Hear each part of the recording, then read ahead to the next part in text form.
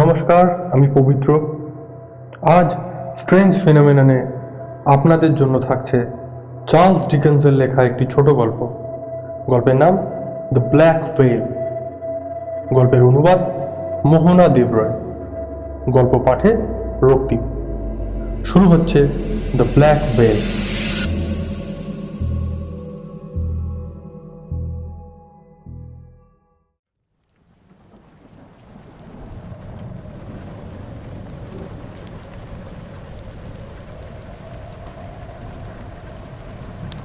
সময়টা 1800 সালের আশেপাশে, বছরের শেষ। সদ্য প্র্যাকটিস আরম্ভ করা এক ডাক্তার বসেছিল তার ফায়ার প্লেসের পাশে। এলোমেলো হাওয়া দিচ্ছিল বাইরে, কানে আসছিল জানলার পাল্লার উপর বৃষ্টির আওয়াজ আর চিমনির ভেতর থেকে আসা বাতাসের হাহাকার। এই কিছুদিন হলো এখানে বসছে সে। সব কিছু গুছিয়ে বসতে এই কদিনে অনেক ধকল গেছে তার, কিন্তু পেশেন্ট এখনো আসেনি একটাও, তাই মনটা বিশেষ ভালো নেই তার। এই মুহূর্তে আমাদের ডাক্তার প্রায় আধো তন্দ্রায়। এরই মধ্যে নানা ভাবনা চিন্তা ছুটোছুটি করে বেড়াচ্ছে তার মাথায়। বাইরে বৃষ্টিটা চেপে এসেছে। সামনেই ক্রিসমাস। অন্যান্য বছর এই সময় বন্ধুদের সাথে একটা রিইউনিয়ন হয়। এবছর সেটা হয়নি। যদি হতো, সে হয়তো তার প্রেমিকা রোজকে বিয়ের প্রস্তাবটা দিত তখনই। পশার একটু জমে উঠলেই রোজকে এখানে নিয়ে আসবে সে। গড়ে তুলবে নিজেদের ছোট্ট সংসার।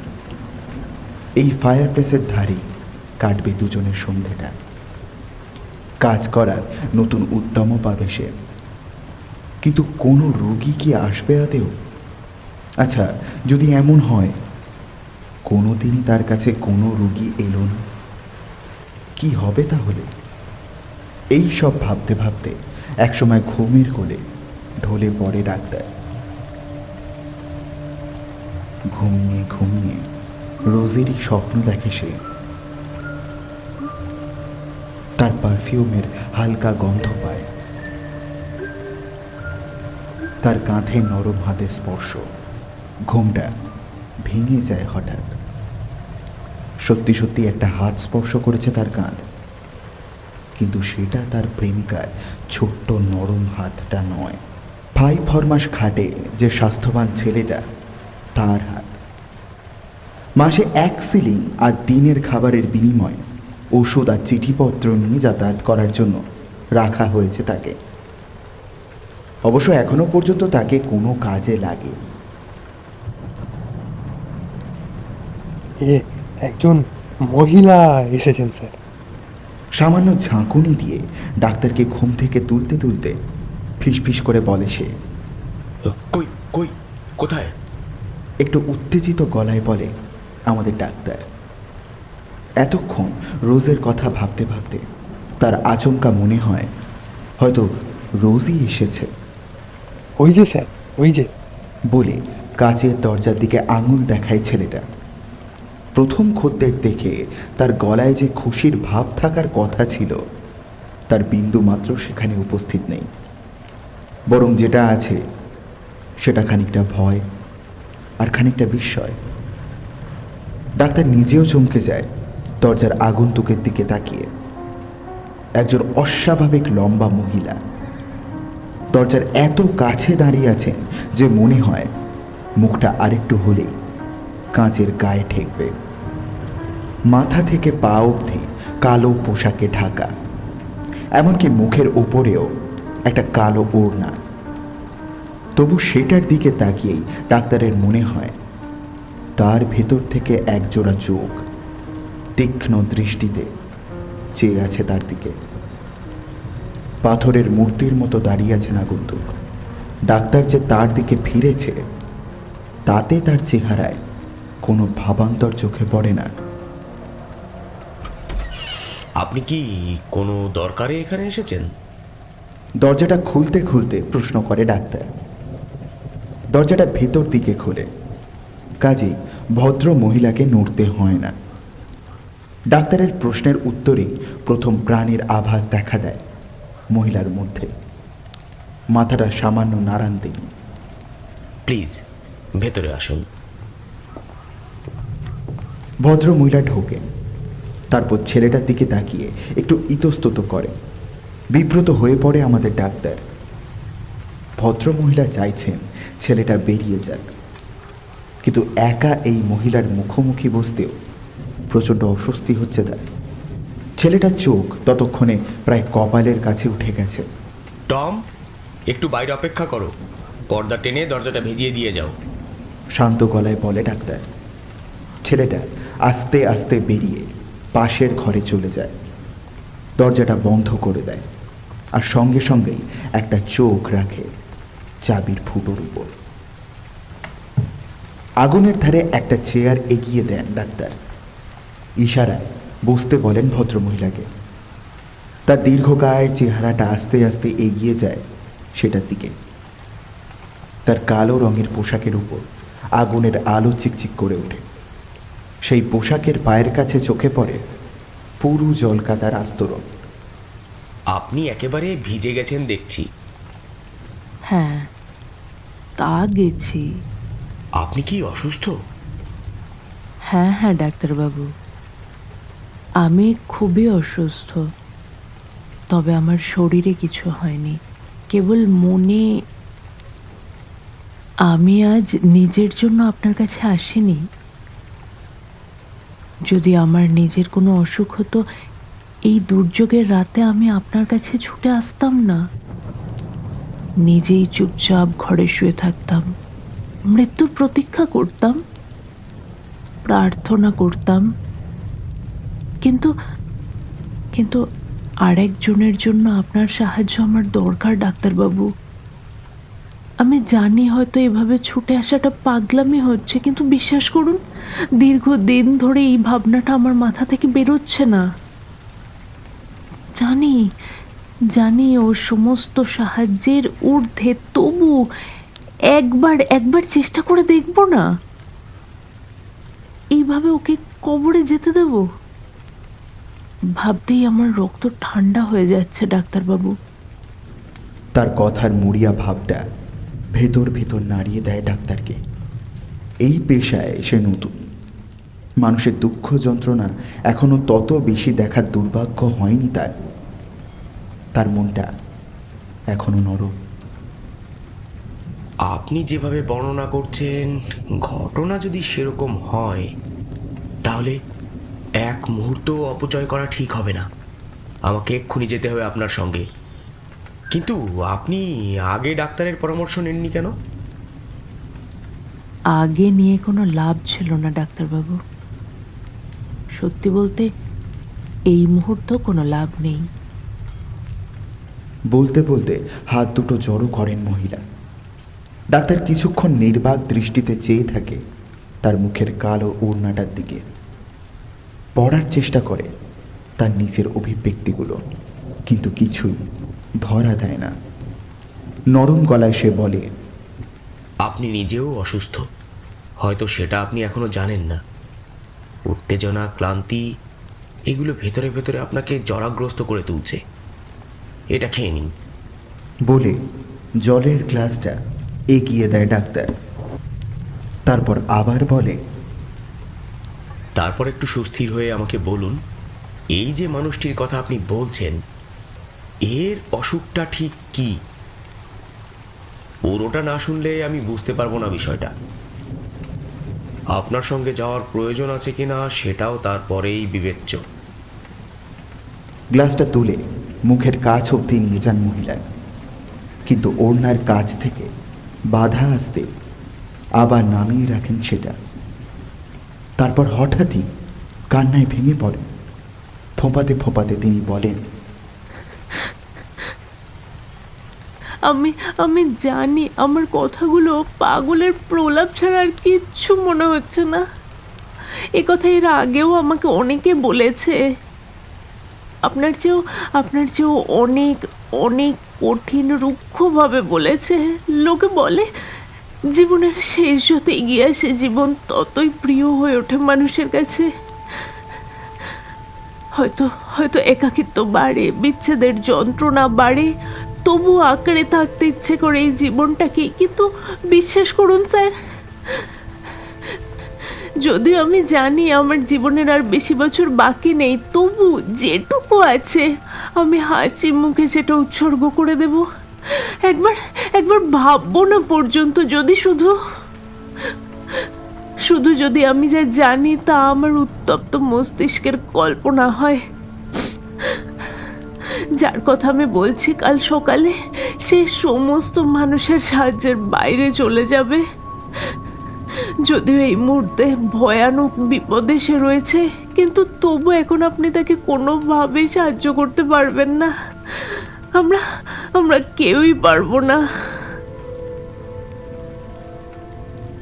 দেখুন ম্যাডাম, আপনি এমনিতেই যথেষ্ট কষ্টে রয়েছেন, সেটা আমি বুঝতে পারছি। আমি নতুন করে আর সেটা বাড়াতে চাই না। তাই এই মুহূর্তে আপনাকে আমি আর কোনো প্রশ্ন করব না, কারণ বিষয়টা আপনি সত্যিই গোপন রাখতে চাইছেন। শুধু একটা বিষয় আমি কিছুতেই বুঝতে পারছি না। আপনি যেভাবে বলছেন তাতে মনে হয় এই মানুষটি আপনার অত্যন্ত প্রিয়জন। আপনি বলেছেন এখন থেকে বাঁচাবার চেষ্টা করে লাভ নেই, আর কাল সকালে সে সমস্ত সাহায্যের বাইরে চলে যাবে। তাহলে এখন যখন চেষ্টা করলে তাকে বাঁচানো যেতেও পারে, তখন সে চেষ্টা করতে কি অসুবিধা? ভগবান, আমি কেনই বা ভাবলাম যে আমার এই পাগলের প্রলাপে কোনো অচেনা মানুষ ভরসা করবে। আমার নিজেরই তো পুরোপুরি বিশ্বাস হচ্ছে না। আপনি তাহলে আমাকে সাহায্য করবেন কেন? তাই তো ডাক্তারবাবু? না না, আমি সেটা একবারও বলিনি। আমি শুধু বলতে চেয়েছি যে এরকম মারাত্মক দীর্ঘসূত্রতা আপনি যদি বজায় রেখে চলেন, আর রোগীটি যদি চিকিৎসার অভাবে মারা যায়, তার দায় কিন্তু অনেকটাই আপনার উপরই বর্তাবে। আমি জানি আমার কতটুকু দায়, সেই সব দায় আমি কাঁধে নিতে প্রস্তুত। বেশ, আপনার যা ইচ্ছা। আমি কালই যাব এই মানুষটাকে দেখতে। তা কখন যাব? 9টা নাগাদ। আচ্ছা, আর একটা প্রশ্ন, ক্ষমা করবেন, উনি এখন আপনার দায়িত্বে আছেন? আগে না। তাহলে আমি এই মুহূর্তে আপনাকে যদি কিছু নির্দেশ দিই ওর চিকিৎসার ব্যাপারে, আপনি সেগুলোও পালন করতে পারবেন না, তাই তো? না, পারবো না। মহিলার কান্না আর চোখে দেখা যাচ্ছিল না। তাকে আর প্রশ্ন করে বিশেষ লাভ নেই, সেটা বোঝা যাচ্ছিল।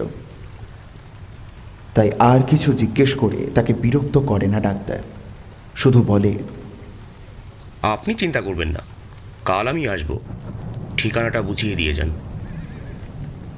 লোকচক্ষুর প্রায় আড়ালে থাকা ওয়ালওয়ার্থের একটা জায়গায় যাওয়ার রাস্তা বুঝিয়ে দিয়ে বিদায় নেন মহিলা, সেই একই রকম রহস্যময়ভাবে।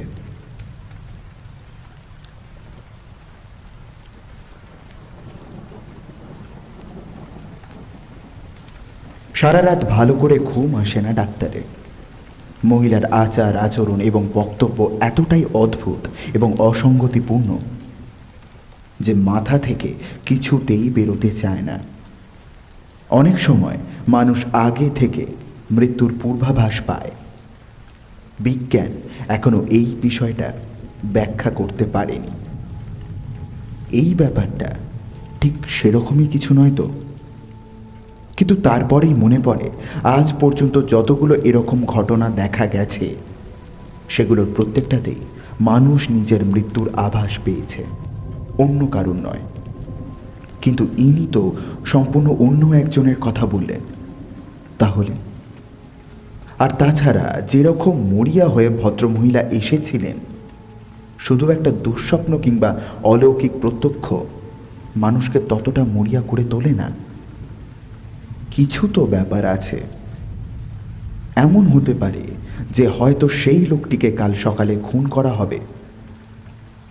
কোনো এক অজ্ঞাত কারণে সেই খুনটা না আটকানোর চেষ্টা করতে এই মহিলা প্রতিজ্ঞাবদ্ধ। কিন্তু মৃত্যুটা তিনি চান না। তাই খুনের বড় মুহূর্তেই ডাক্তারের সাহায্য নিয়ে বাঁচিয়ে তুলতে চান ভিকটিমকে। মহানগরের বুকে তার বাড়ি থেকে মাত্র 2.5 মাইল দূরে এরকম অসম্ভব ঘটনা ঘটছে, এ কথা বিশ্বাস করা শক্ত। না, মহিলা পাগলই, শেষ অবধি সিদ্ধান্ত নেয় ডাক্তার। যদিও কয়েকটা খটকা কিছুতেই দূর হতে চায় না মন থেকে। গোটা রাত এপাশ ওপাশ করেই কেটে যায়, আর বারবার চোখের সামনে ভেসে ওঠে সেই কালো ওড়নার আবরণ।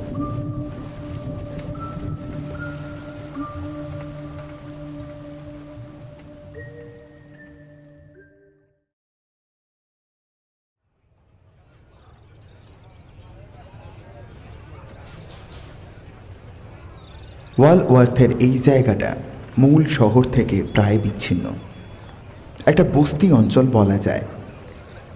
বছর 35 আগে অবস্থাটা আরও শোচনীয় ছিল।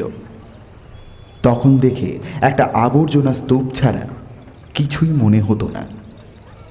এখানকার বাসিন্দারাও যাকে বলে একটু গোলমেলে ধরনের, ঠিক ভদ্র সমাজের উপযুক্ত তাদেরকে বলা চলে না।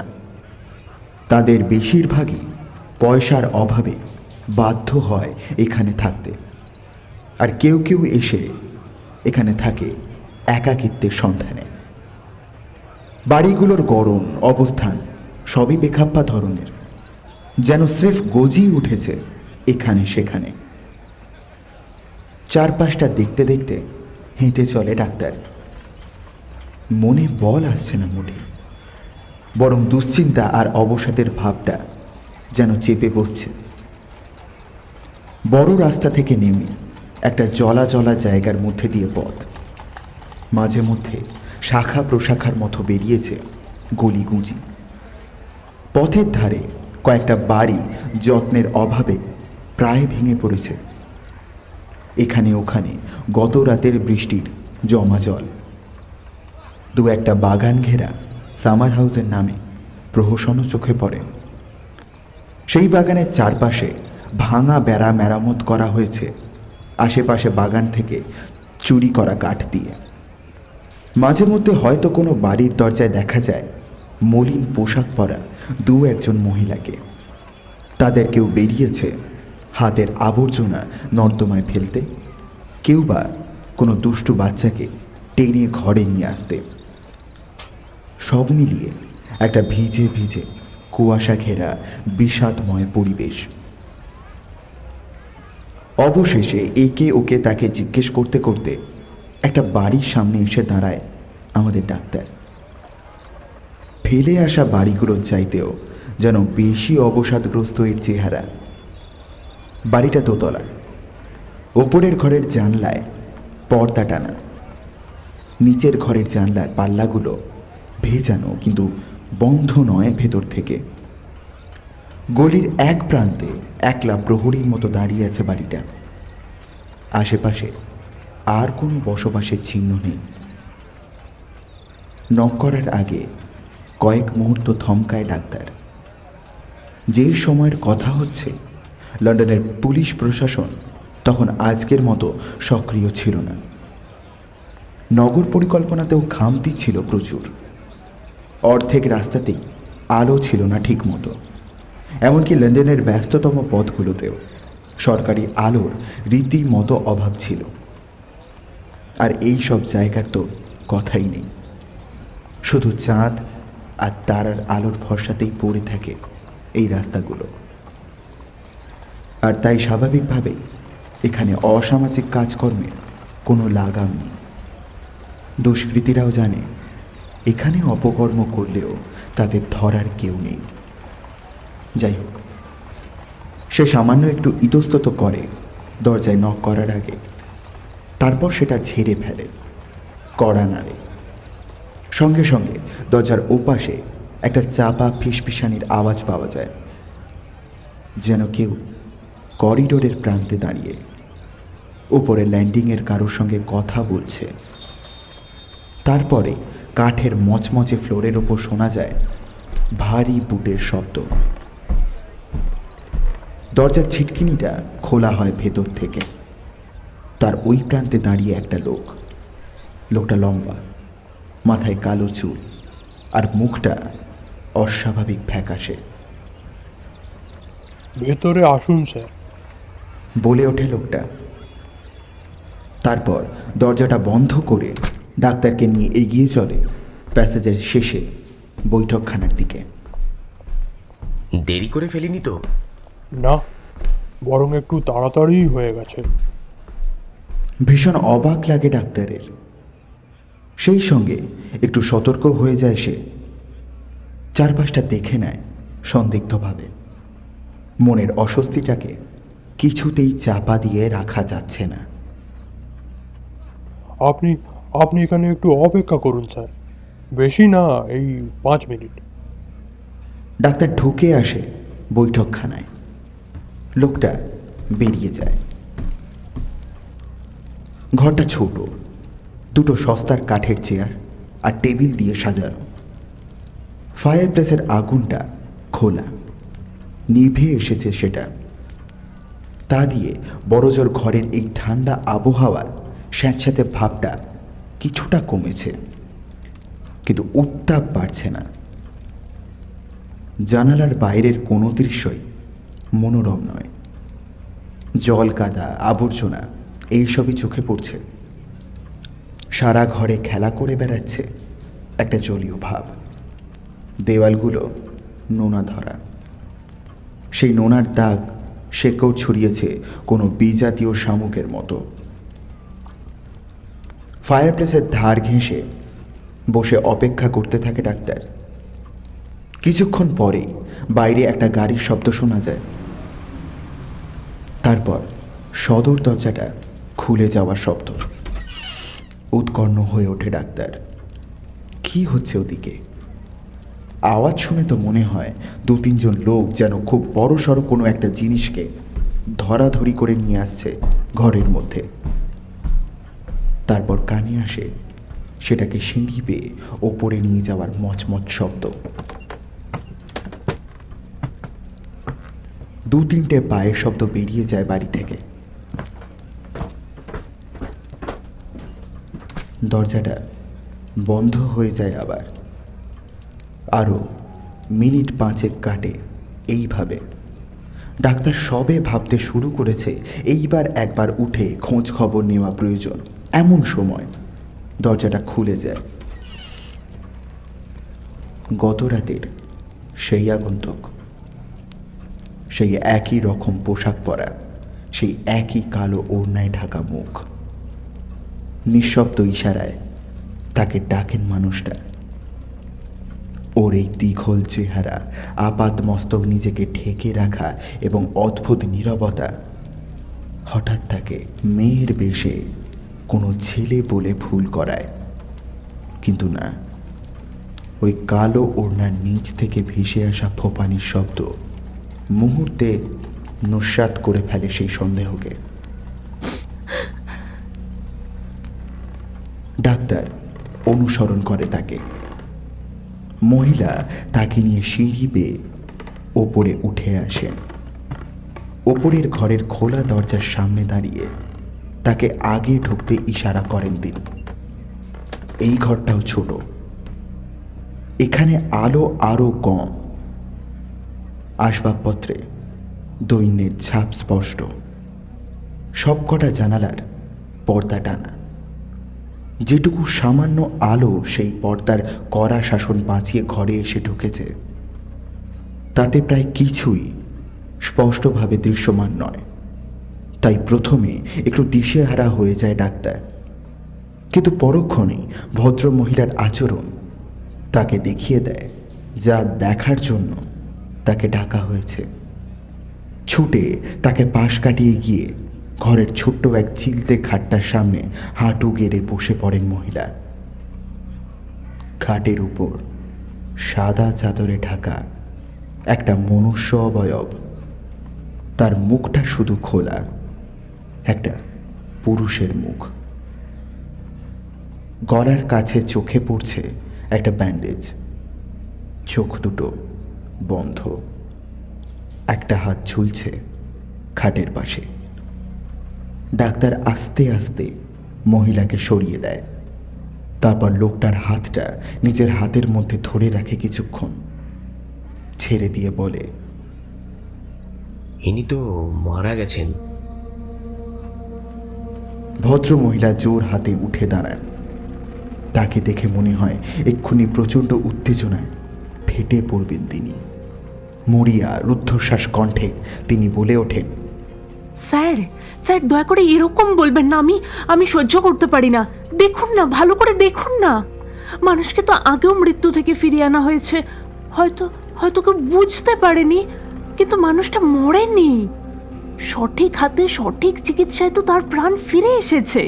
হয়েছে, এরকম তো আগেও হয়েছে, হয়নি? বলুন প্লিজ স্যার, প্লিজ চেষ্টা না করে হাল ছাড়বেন না। বলা যায় না, হয়তো হয়তো এক্ষুনি প্রাণবায়ুটা বেরিয়ে যাচ্ছে শরীর থেকে। অন্তত একবার চেষ্টা করুন না ডাক্তারবাবু, প্লিজ প্লিজ কিছু করুন। কথাগুলো বলতে বলতে তিনি পাগলের মতো সেই মৃতদেহের কপাল আর হাতে হাত ঘষে গরম করার চেষ্টা করছেন। তারপর এক সময় হাতটা ছেড়ে দিতেই সেটা প্রাণহীনভাবে আবার ঝুলতে থাকে বিছানার পাশে। দেহটার বুকের উপর থেকে হাত সরিয়ে নিতে নিতে ডাক্তার বলে, এসব করে তো কোনো লাভ নেই ম্যাডাম, উনি সত্যিই মারা গেছেন। তারপরে হঠাৎ কি ভেবে সে যোগ করে, দাঁড়ান তো, পর্দাগুলো সরিয়ে দিন। কেন? যা বলছি করুন, পর্দাগুলো সরিয়ে দিন। আমি ইচ্ছে করেই ওগুলো বন্ধ করে রেখেছি ডাক্তারবাবু, একটু বুঝুন। যদি সত্যি সত্যি ওরার কোনো আশা না থাকে, তাহলে এই প্রাণহীন দেহটা আমি ছাড়া আর কাউকে দেখানোর কোনো প্রয়োজন আছে কি? আপনি বুঝতে পারছেন না, এটা কোনো স্বাভাবিক মৃত্যু নয়। আমাকে মৃতদেহটা দেখতেই হবে। বলতে বলতে ভদ্রমহিলা কিছু বুঝে ওঠার আগেই জানলার দিকে এগিয়ে গিয়ে একটানে পর্দাটা সরিয়ে দেয় ডাক্তার।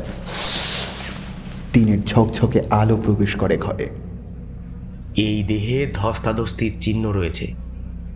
বলতে বলতে মহিলার মুখের দিকে তাকায় ডাক্তার, এবং এই প্রথমবার সেই কালো ওড়না আড়াল থেকে তার মুখটা ধরা পড়ে তার চোখে। উত্তেজনার বশে মাথার বনেট আলগা করে ওড়নাটা সরিয়ে দিয়েছেন মহিলা। দিনের আলোয় তার মুখটা স্পষ্ট হয়ে উঠেছে। দেখে মনে হয় বয়স 50-এর ঘরে। হয়তো কোনো এককালে সুন্দরী ছিলেন, কিন্তু দীর্ঘদিনের দারিদ্র্য, দুর্দশা আর চোখের জল সবটুকু লাবণ্য কেড়ে নিয়েছে তার শরীর থেকে। শুধু চোখ দুটো জ্বলজ্বল করছে কি এক অস্বাভাবিক দুটিতে।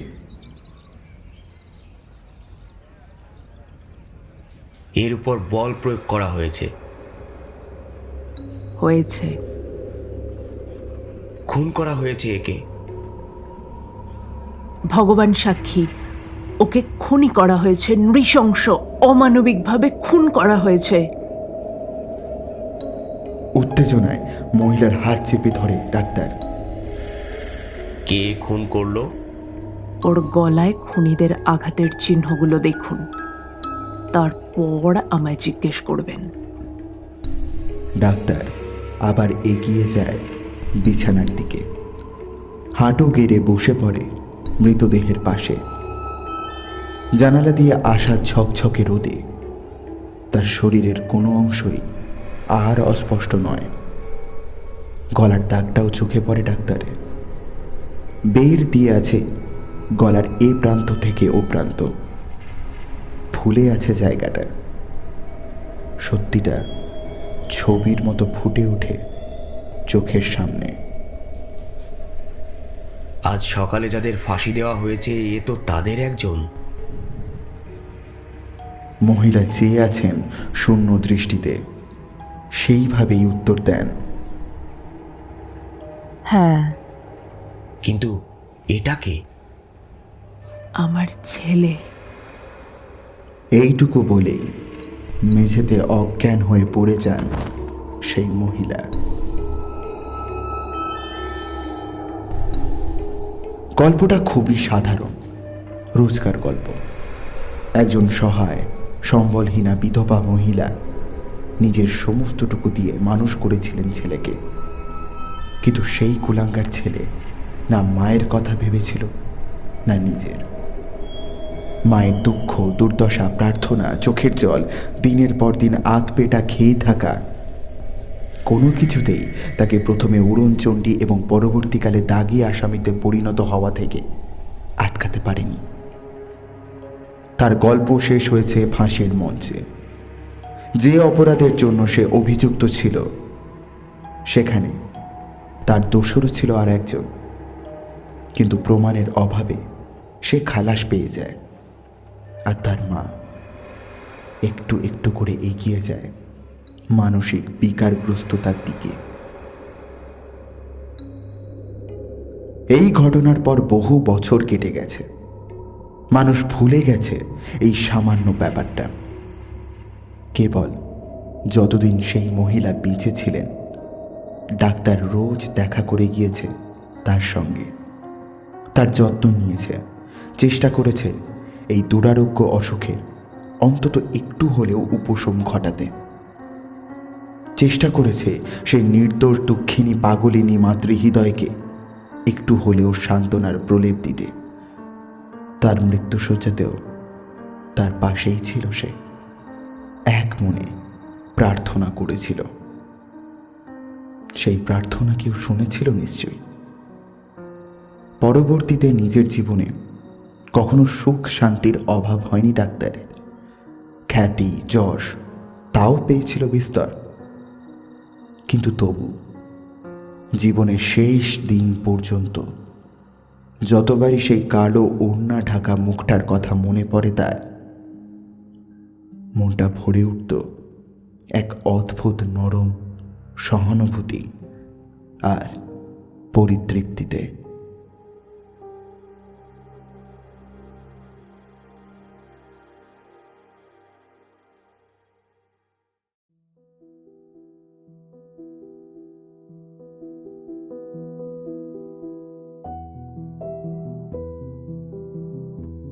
শেষ হলো আজকের গল্প।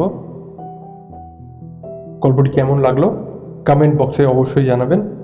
ভালো লাগলে অবশ্যই একটি লাইক দেবেন এবং চ্যানেলের লিঙ্কটি সবার সাথে শেয়ার করবেন।